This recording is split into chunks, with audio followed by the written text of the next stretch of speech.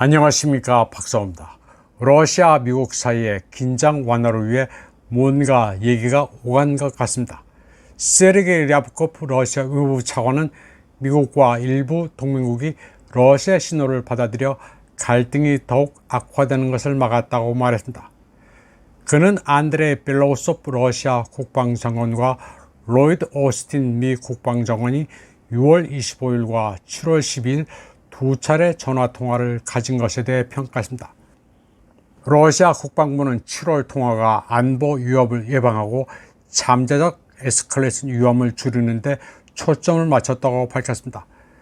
그리고 그 이전 통화는 우크라이나 주변 상황에 대한 의견 교환에 전념했다고 밝혔습니다.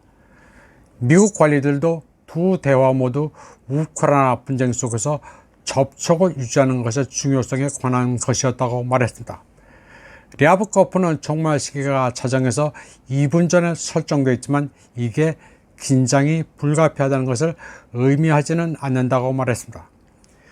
뉴욕타임즈는 지난주 소식통을 인용해 벨로우소프가 7월 오스틴에게 전화를 걸어 러시아에 대한 우크라이나의 비밀작전에 대해 경고를 전달했다고 보도했습니다.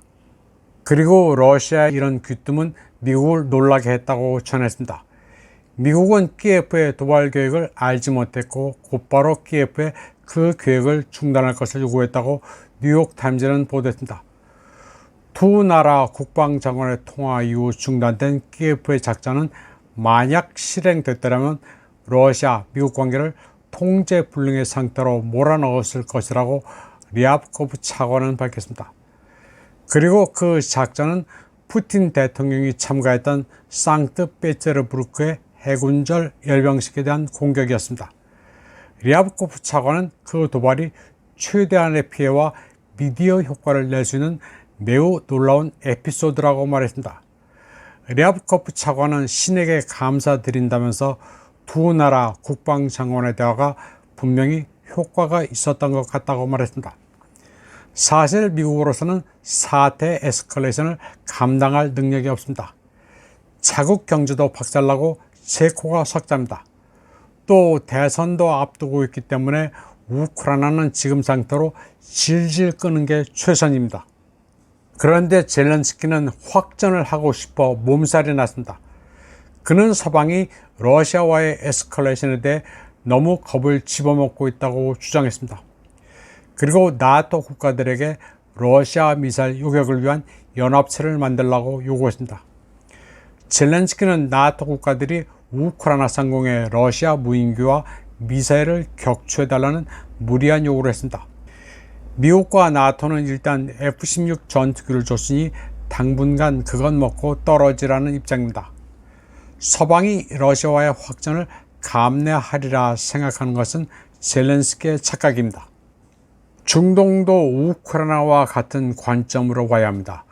라이시 대통령 사망에 이어 한이의 암살까지 표면적으로 이란이 이스라엘에 대해 전면적으로 발동하는 게 정상적으로 보이긴 합니다.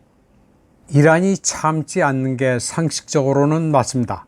그래서 한이의 암살 이후 이란이 72시간 안에 전쟁을 일으킬 것이라는 보도가 나오는데 그 72시간 이내라는 것은 이란이 말한 게 아닙니다. 서방 주류 미디어들의 추정입니다. 집단 서방은 그런 시간표를 자기네들이 만들어냅니다.